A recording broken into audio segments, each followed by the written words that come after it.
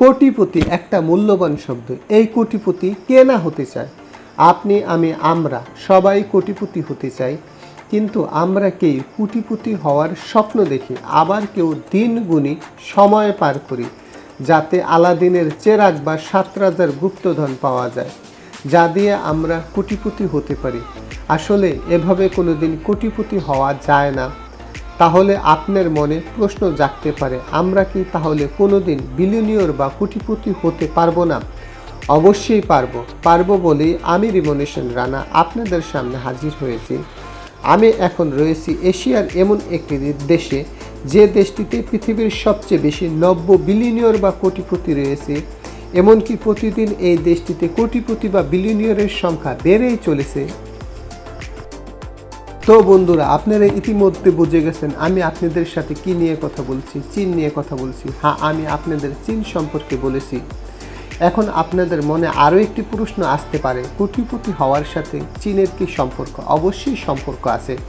যারা দেশে বেকার আছেন, কিছু করবেন ভাবছেন এবং কিছু করার জন্য হাঁসফাঁস করছেন, তাদের জন্যই আজকের এই অনুষ্ঠানটি। আপনারা খুব সহজে এবং অনায়াসে এই চীনের গুয়ানজুতে এসে চাইনিজ পণ্য নিয়ে বাংলাদেশে ব্যবসা করতে পারেন। চীনের গুয়ানজুতে 26 কোটি পণ্যের এক বিশাল মার্কেট রয়েছে। কি নেই এখানে? বড়শি থেকে জাহাজ, জুতা থেকে টুপি, পৃথিবীর মাঝে যা আছে তার সবই পাবেন এই গুয়ানজুতে। চীন শুধু নিজস্ব চাহিদা মেটাতে উৎপাদন করে না, চীন উৎপাদন করে পুরো বিশ্বের চাহিদা কথা মাথায় রেখে। আর এজন্যই চীনকে বলা হয় পুরো বিশ্বেরই কারখানা। এখন আপনার মনে আরও একটি কথা সামনে আসতে পারে। লোকেরা বলে চীনা পণ্য বেশি দিন যায় না, চাইনিজ খাদ্য অন্য দেশিরা খায় না। এই কথাটি বর্তমান সময়ে চীনের সাথে আসলেই যায় না। একটা সময় এই প্রবাদটা প্রচলিত ছিল, যদি জ্ঞান অর্জন করতে চাও তাহলে চীন ভ্রমণে যাও। সময় আর তথ্য প্রযুক্তির প্রভাবে প্রবাদটার এমন পরিবর্তন হয়েছে, যদি কোটিপতি বা বিলিয়নিয়র হতে চাও তাহলে চীনের গুয়ানজুতে যাও এবং ব্যবসার হাত বাড়িয়ে দাও।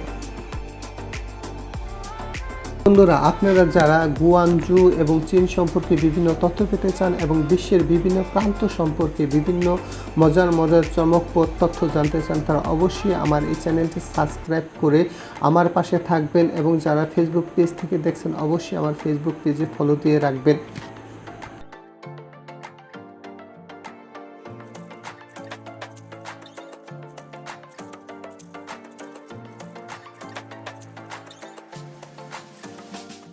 দেশে বা বিদেশে বিশ্বের বিভিন্ন রাষ্ট্র, শহর বা অঞ্চল থেকে দেশি এবং প্রবাসী ভাই এবং বোনেরা যে যেখান থেকে টিভিতে এবং মোবাইলে আমার এই অনুষ্ঠানটি দেখছেন, তাদের প্রত্যেককে জানাই আন্তরিক অভিনন্দন এবং শুভেচ্ছা।